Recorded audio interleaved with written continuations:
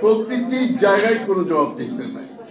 আইন শৃঙ্খলা বাহিনীর মধ্যে কোনো জবাবদিহি নাই, সরকারি কর্মকর্তা কর্মচারীদের মধ্যে কোনো জবাবদিহিতা নাই, আপনি বিশ্ববিদ্যালয় শিক্ষাঙ্গনে কোনো জবাবদিহিতা নাই। প্রত্যেকটি জায়গার মধ্যে এই যে জবাবদিহিতার অভাবে যে কত বড় ধরনের যে একটি রাষ্ট্র পরিচালনায় যে কত বড় একটা ঘাটতি আছে, এটা অনেক অনুধাবন করতে পারছেন।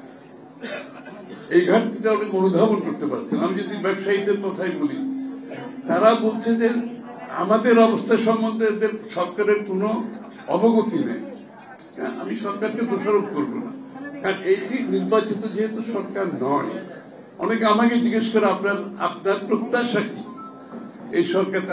আমার কোনো প্রত্যাশা নাই, কারণ একটা অনির্বাচিত সরকারের কাছে আমি প্রত্যাশা করে কোনো লাভ হবে না, কারণ তাদের কোনো ম্যান্ডেট জনগণ তাদেরকে দেয় নাই। সুতরাং তাদেরকে আমার কি প্রত্যাশা থাকবে একটাই, সেটা হচ্ছে যত তাড়াতাড়ি সম্ভব জনগণের মালিকানাটা জনগণের কাছে ফিরিয়ে দাও।